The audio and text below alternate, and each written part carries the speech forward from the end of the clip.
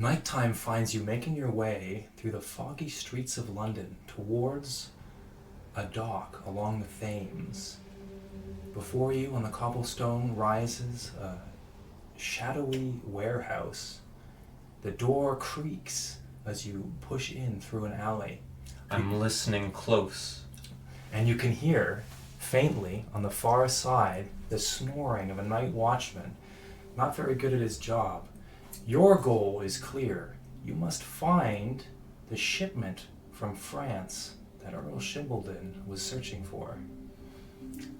My eyes can see well enough in the dark that I can go through these papers just in the light, perhaps of a faint candle, or perhaps even the moonlight out there. And I'm checking through the papers. You find what you're looking for. A box. A large box. Heavy too. Sent from France, but bearing goods from Egypt. Far away. The new conquests of Napoleon in North Africa. I deftly make my way down into the shipyard. Oh, you push past old, thin, rotting. Why are they rotting? Planks of that form the crates of the docks, getting deeper and deeper and deeper, further from your exit and your chance to escape. But wait, there it is, the label you've been looking for. I feel the exterior. Is it made of wood? Is it metal? The crate is a rough, hard wood, splintery to your touch. Ooh, ow! Unpleasant, even to your rough worker's hands. It seems large too and heavy, but you give a tug. You can feel the boxes above it starting to sway and topple. If you pull too hard, you may wake the watchman and call the constables upon you. I go in with my claws digging into the wood. Oh, scratch. I don't care about what clues I'll leave behind. Like the sound of so many rats scratching on the walls of the sewers that you call home. Soon enough, the wood is splintered beneath your strong hands. Beneath that, stuffings of straw. And then your hand touches it. Stone, cold, solid. I sniff it. Oh, dusty stone, cold and smelling of a tomb long, long forgotten.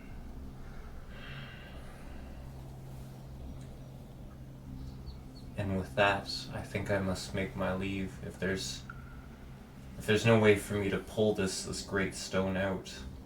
Wait, no, you could definitely get it I out. can get the stone. Yeah, out of you. I pull the stone out. Out of your hand is not quite a stone, but a statuette made of stone, shaped as a human figure, their arms crossed over their chest, but round, swollen, like a jar, and on the top a lid, but shaped like the head of a cat. I stuff it in my pants pocket and drift away in the night. If only I could remember what name was on that paperwork. Welcome back, everyone, to A Single Sip, a real play of the game 1,000-Year-Old Vampire, which you can find on the website conveniently named 1000yearoldvampire.com. Exactly. Easy to find. We are just finishing up on a prompt, which we were given at the end of last episode, which is a trusted mortal character betrays you in a surprising way. Lose a resource. Why did they do this? Why do you forgive them? And to that, the answer of Cuddy Wallstruck was, of course, the trusted investigator, the third Earl of Shambledon. Oh no, that's not his name. Of Shimbledon. I didn't really have many people to go with. No. Most of them had died. That happens when you're 100 plus years old, unfortunately. He stole your journal from you, which meant all of your nighttime memories, including the memories of the eyes in the dark at the very beginning of this immortal curse, are lost to your character unless you manage to recover it. Of course, you forgave him because it gave you a clue about your immortal nature. He thought that he had found a secret about you in that box, in that warehouse from France. But no, whatever that jar belonged to, it was another creature like you. I would say perhaps the eyes in the dark, but I'm not sure you remember them anymore. Well, I have a memory of stalking these eyes. Ah. I just can't put together all the origin, reasons why. So this is a essential clue in determining exactly what this thing came from and what it might be. With that, I think it is perhaps time to look towards the future. Why don't you roll to die, and we will see where the prompts take us. Yes, I expect we'll go in the past again. Really, my luck has been You never very go into good. the past, even when you go backwards in the prompts. I mean, we haven't read all the prompts yet. Who knows? No, there's 3 per prompt too. There's a lot of replayability in this, which is exciting.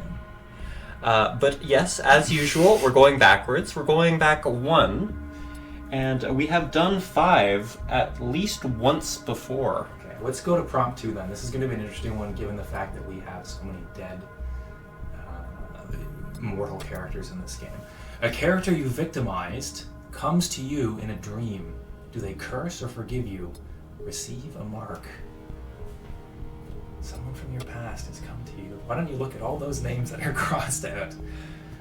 I know who it has to be, right? Okay. Unless we want to bring in Francis, who really hasn't been part of the story at all. No. But I feel like it's got to be Winnet, my mother. I was honestly thinking the same thing, and I was wondering if you would try and make a case for Boris because you hissed it in one time. But your mother is someone you've had a very complicated relationship with. I mean, you took advantage of her kindness and smooched off her for your entire youth and young adulthood, and then as soon as you found someone new in the form of your Uncle Brian, you kicked her to the curb, and then you accused her of stealing from you. She probably stole from me. It seemed like it. She was acting very suspicious.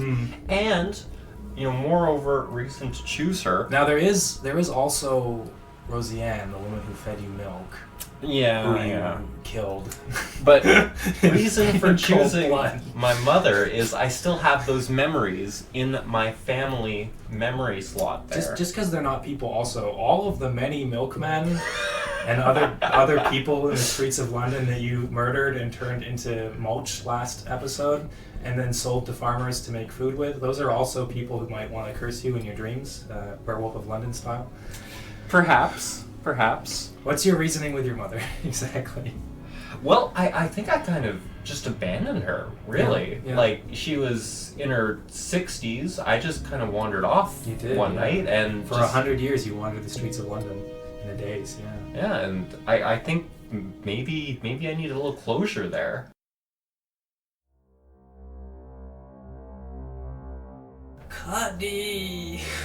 Cuddy! Mother. You abandoned me, Cuddy! You don't look very well. You accused me of stealing from you. Oh, how could a mother steal from her son? It's impossible. How rude of you. Oh, you left me with that terrible brother of mine, Brian. Brian was wonderful, Mom. All he wanted Please. to do was talk of cats. Yes. He's a bit of a fellow, but he did all right by you, right? In the end? What do you think? Did Brian do all right by your mother in the end? Is she gonna curse you with her undead breath?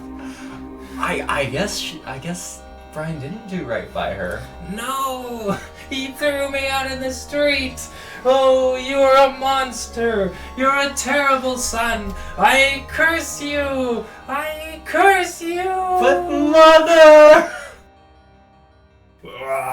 Stop yelling. You woke me up. Bam. Slum gives you a slap with something wet and foul, and you awake again in the sewers beneath the city, sleeping in filth. I think I reach for my tongue. It feels bad, oh, no. And I think it feels a bit like Swiss cheese. Ooh, I don't like this. There are holes in your tongue. Yeah, there's holes in my tongue. Oh no! Oh no! You're gonna have to mark that down. Right? Where's my set of marks? Place? Yeah, you've got a rotten hand that reeks of pus. I had extra long hair, too. You do have long hair, yeah. All over your body. You're covered in hair. Okay. And now your tongue is full of little holes. You. You is right. And do you have any idea where the memory of this curse might fit in your three memory shoot. groups, which are immortal friends? I could see it fitting there. Scheme or family is full, unfortunately. So unless the ghost of your mother is considered an immortal friend haunting you to the end of your days. Let's do it. Okay. It's definitely not a scheme. I don't want to get rid of family like that. I'm trying to hold on to it. Yeah. So I'm gonna say ghostly mother haunts Your me. ghostly mother will not let you forget your family obligations. To her, at least. Yeah. I wonder if I'll ever be able to make it right by her. Well, we'll have to find out. You may be cut down in your prime. Now, why don't you roll those dice and we'll see whether you make it right by her. And try to roll higher on the d10. That's a 1 and a 1. A 1 and a 1. That's a 0. You're never gonna die. Nope, live forever. Love, hidden within your soul, propels you on a foolish quest for absolution from some great guilt. I wonder. What an appropriate prompt. What wrong did you try to right? How did you fail and make everything much, much worse? Lose a resource, check a skill. So, the obvious one here might be your mother. You might be feeling guilty about that. I think two things that we need to keep in mind when we're framing this is that you will be using one of your skills. That's what check a skill means. Right.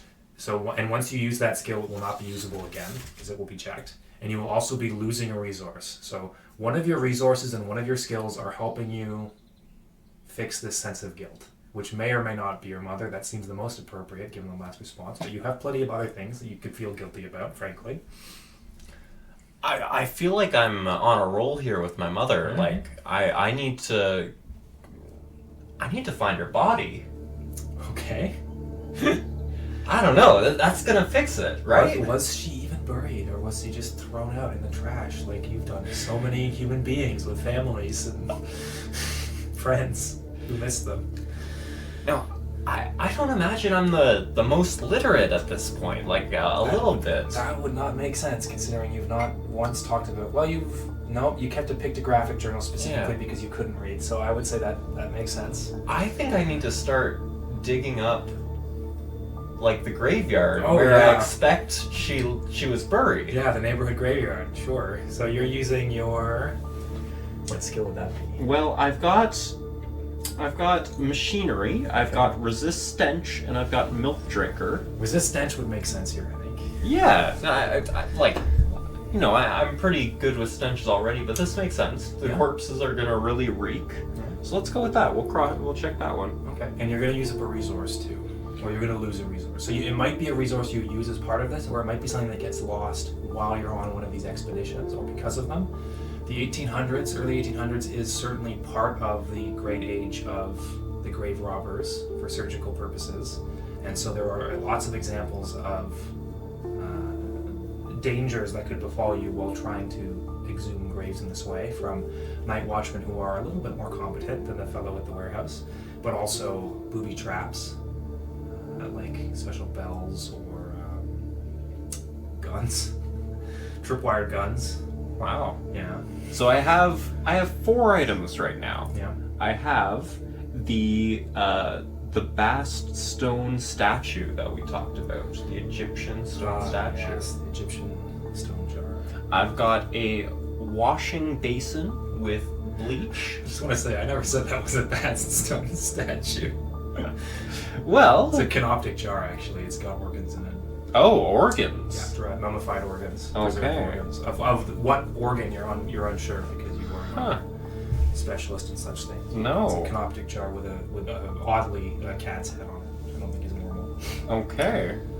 Creepy. I like it. Typically, I think they would have a face mimicking the dead person's. I've got the Greater London Tunnel System. You could be using that to escape from your raids on the graveyard. Yeah. If someone finds out, hey, there's all these tunnels around, we should seal these up. That could make sense. Like I kind of lean. I could just go easy and lose the washing basin, but maybe the Greater Tunnels is a better thing to lose. How do you I'm still bringing have- it around How do you to still the have- graveyard. It's like, mother. That washing basin is essential for your gong farming business, okay? You put the bodies in there. That's where they get most by the worms and insects. Then you sell them onward. You can't lose that now. That's how you make It's your... the only memory of my mother, my only possession. Yeah, you cannot afford An it. heirloom. Okay, so I'm going to lose the Greater London Tunnel System. So I've lost a resource. I've checked a skill. Yeah. How do I fail and make everything much worse? We've already said that you have drawn attention to your tunnel network, which is something that Slom is really unhappy about, Yeah. and which makes movement around the city for you very difficult. And given the fact that your business relies on you murdering people and having them disappear quickly, it's probably made things difficult in that regard. I'm gonna take a wild guess and say you didn't find your mom. I don't think so. I don't think this strategy was very efficient. May not have been buried in that graveyard 100 years ago or so. I think I was checking multiple graveyards. Okay. You've really got a reputation for yourself, in addition to the other one you have. Yeah. The London garbage man strikes again. Grave robber. Okay, so we've got that. You're going to have to write down the memory there somewhere, and unless you can justify this being a scheme of yours, you're going to have to forget something. Unless you're starting a new journal. I think I feel like my scheme is a bit falling apart. But I do have that journal space. Let me Put down my business ideas into a notebook. Okay. Little black book of business ideas. Now these are also pictograms, correct? Yeah. Okay, so you've got little sketches of people turning into mulch, and there's a drawing of a farmer with a pitchfork holding up a money bag. Okay, and I'm writing down a graveyard hopping, looking for mom. Met with abysmal failure, only angry. And a lot of attention my way. A lot of attention, which is not a lot of attention, and also your mobility has gotten really bad. Yeah. So let's see how intelligent the dice are, and see if the next prompt will perhaps hint at or carry on from some of that. We'll see. Oh my god. Back 4! We're back on 1 at the beginning. I don't know that we've ever been to one, so this is good. The chances of you rolling a d6 higher than a d10 this many times.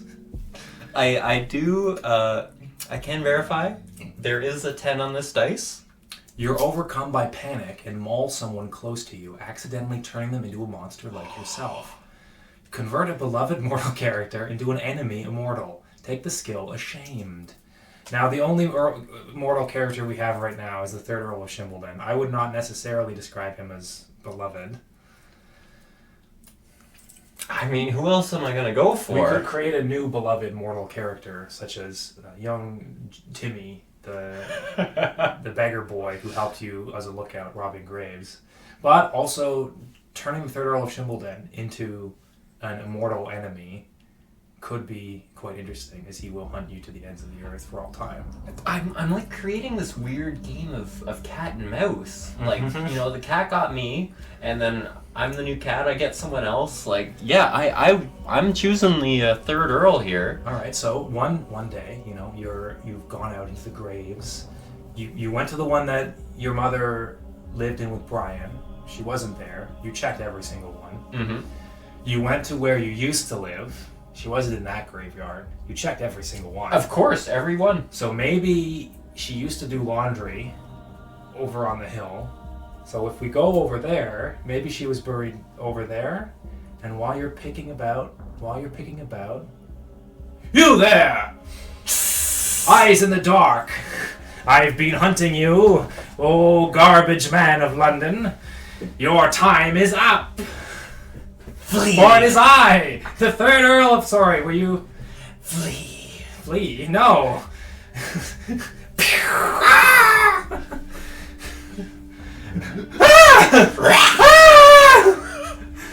Fuck you, brute! And off into the night you scurry, with a bloodied Shimbledon crying out for help from the watch.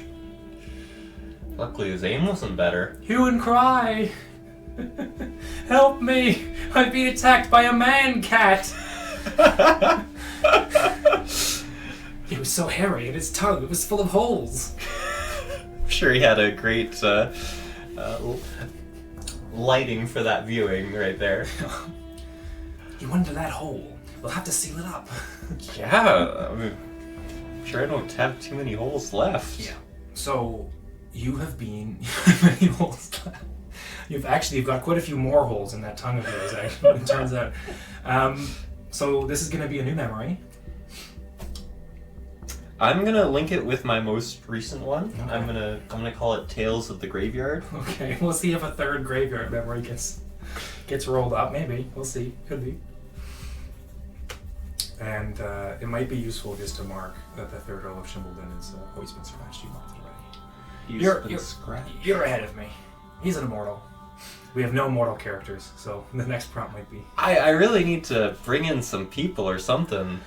Well, if we get a mortal character in the future, we'll just have to make someone up, Mm-hmm. which is perfectly acceptable. Why don't we roll the dice and see if we can move forward? Hooray! We did it! 3 forward to 4. We've done 4 once before. It was our first roll. Now, the top one is fleeing to a neighboring region, which is not unreasonable. But if you look at the second one, I might be able to get some connections. I think these are all building off each other, though, because you don't have an Outlander origin anymore. But let's do the second one. Let's do the second one, even if it doesn't make a lot of sense. You're adopted into a strange cult who take you in despite or because of your Outlander origin. Check a skill and create a resource. The Secret Cabal. How did they find you? What vile initiation ceremony do you undergo? Do they know what you are? I don't think anyone could see you and think that there's not something wrong. No. Unless you lie about having an interest in driving hot blades through your tongue, which is, I think, done in certain religions. So, you have found a strange cult of some kind that has welcomed you in. Yeah, some kind of, devil worshipping cult. I'm not sure if the early 1800s are really the time for this. It's probably a little bit early, but we could maybe move things forward and stretch history a little bit. There was a period in London where there were a lot of different clubs for men who did different activities, such as reading silently together or eating a lot. But there was also a club called the Hellfire Club, which was sort of a tongue-in-cheek, early kind of anti-establishment, satanic kind of, we're going to be bad boys club. So we could do something like that. We could bring in some kind of occultism like Kabbalah or Hermeticism or alchemy. Yeah, what if this is the precursor to the Hellraisers? Sure, yeah. So you found a club in London of sort of well-to-do people. Perhaps your gong business has managed to earn enough money that you can put on pretensions of wealth. Mm-hmm. And you have joined this group and are now sort of a fancy man about town. You know, dining with them, getting into street fights, visiting brothels, and doing other nefarious things with this group of young men. I think I'm just really feeling that lack of humanity. Right. I'm trying to find that back. You don't have a big sense of belonging. These human creatures, you don't associate with them very well anymore. To you, they've been a threat. They've been prey. And there's this mother in the back of your head nagging at you, and she's making you think, maybe I've given up too much. Maybe I've let myself slip too far, and I need to climb my way back up. And these people find you, and they're maybe not the best, example, but it's your speed. So, what skill are you gonna cross off here? Are you gonna check? This might be something that gets the cult interested in you, or the gang interested in you. Yeah. What about machinery? Okay. What if they're working on something, and I can help? Okay. Some kind of mechanical machine that could be making a computer. They could be making a mechanical god. Yeah. Something about life from machine, I think. Well, if we want to draw on an alchemy idea, which is not particularly having to do with the Hellfire clubs, but in alchemy there's the Philosopher's Stone, obviously, which is mostly a metaphor, but a kind of an object that bestows great wisdom and life and health, a panacea, a cure-all, which bestows life on the creator of it, the possessor of it. So maybe they think, if we get the right pipes and machinery and stuff, we can distill and modify these different reagents, these different chemicals, and we can create this. And maybe they don't even believe it. They're just kind of young guys. They've been reading books and making fun of them, and they're doing it on a lark. But, oh, hey, here's this weird hairy guy, and he says he knows how to make pipes, and he seems to know some stuff about chemistry, maybe. So let's invite him in as a laugh. I'm liking where this is going. We've been going on a pretty isolated route, and here's building some bridges. Some human beings again. What initiation ceremony do you undergo as part of this group? Is this going to be more serious? Maybe you have to commit a murder or something to prove your loyalty to the group. Maybe it's something a bit more silly. I was thinking lashes. Right. They suggest 40 lashes. Right. And I don't think that they all went through this. I think that it's kind of like an outsider thing. Yeah, they don't like you so much. They think you're kind of a bad sort. You're not the high class London aristocrat. Is he really gonna join if he's gonna 40 lashes? That's a pretty tough task to accept. Yeah. Could kill you. All right, so you're forced to bend over, and they whip you 1, 2, and so on. I'm not going to do 40. You don't need that audio. I think I scream badly every time. No, embarrass yourself. Do they know that you're an immortal? I think they know I'm real messed up. That's not the same. It's not the same thing. But yeah, I think they recognize that I'm not just a normal human. I'm some more weird mutant kind of guy. Well, you could say you're foreign. You're from the East Indies or something, and you're from a cult that to show your devotion to God, you put razors through your tongue, and you're just hairy because everyone's hairy where you're from. And these guys are dumb; they don't know anything better. Maybe I try that, but I don't think I'm a very sophisticated liar. I think they probably have their doubts. They don't know. They believe you, but only because they don't know what else it could be. Yeah. All right. So I get to create a resource. I'm going to create the secret cabal. That is the resource you get. It's automatically that one. I'm going to call it Machine Blood. Okay. Machine Blood Cult. Machine Blood Cabal. And how do they find you? So I kind of walked in with them. I think we've gone over all of that. Okay. I think we're fine. Okay. I think maybe we should roll up another prompt, see whether that carries us into the far future or not, and then we will see what happens next. Oh, just one other thing. I think I see the third Earl of Shimbledon around at these nightclubs sometimes. He's not with my group. Okay. But I give him the eye, or maybe step back. I think there's a bit of some hiding from you. Yeah. You yeah. sneak into the bathroom and go through the window. Yeah. Classic. Okay, that keeps things interesting. I think he's around. Is he following you? Is he just hanging out? Okay, 4 forward. That's great. We're going to 8. We've been to 8 twice before. Okay. Oh shoot! I didn't add this Memory? to my memory. Okay, well, why don't you add that to a memory slot? If you can't think of one, then you'll have to scratch one out. And in the meantime, I will read off the next prompt, and we can answer that on the next episode. Okay. I think the first one here makes sense, given what you just said, unfortunately. That's I fine. think we should reuse it again.